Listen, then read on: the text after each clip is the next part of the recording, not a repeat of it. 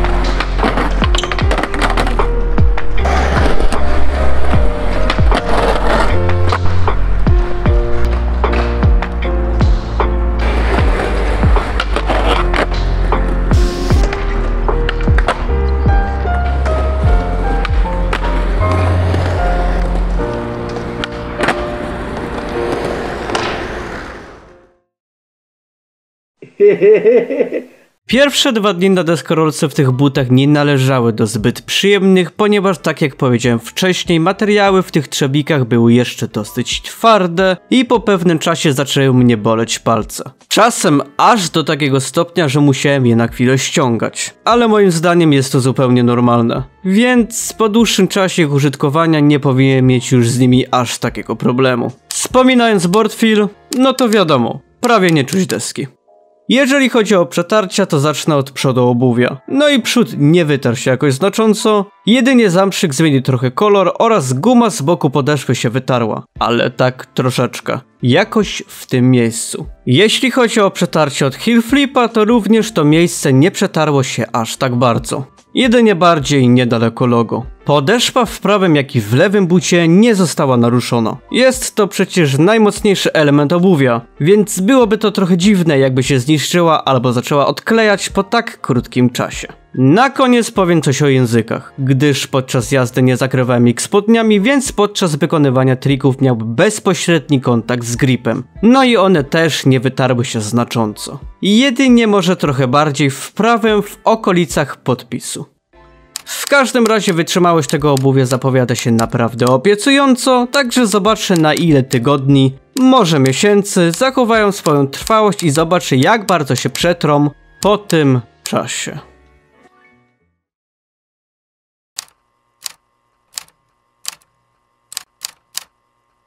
No dobra. Odkąd zakupiłem owe buty, to już minęło trochę czasu. Przez ten okres nie jeździłem aż tak często, ale jak już jeździłem, to je nie oszczędzałem. Szczególnie jak nagrywałem Skate Progression z Nolly Hill Flipem. Także myślę, że wyjeździłem w nich 150 do nawet 200 godzin na spokojnie.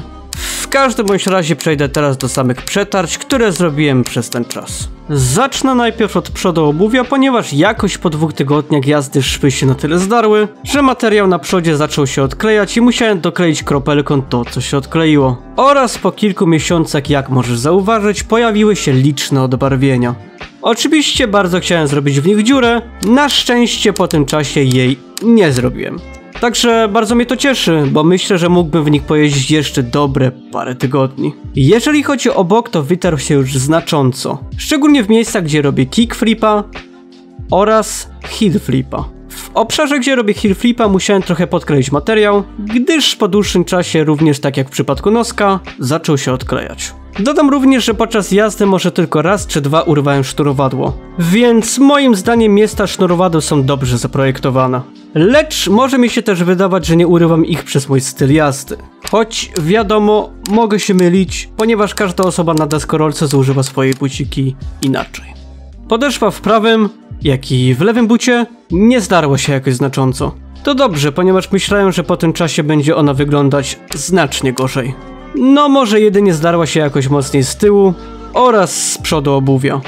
Jeśli chodzi o język, to w prawym pojawiły się liczne przebarwienia oraz trochę się otworzył, ale nic poza tym. Natomiast te paski z lykry, które się znajdują na obuwiu, nie odpadły, także naprawdę super.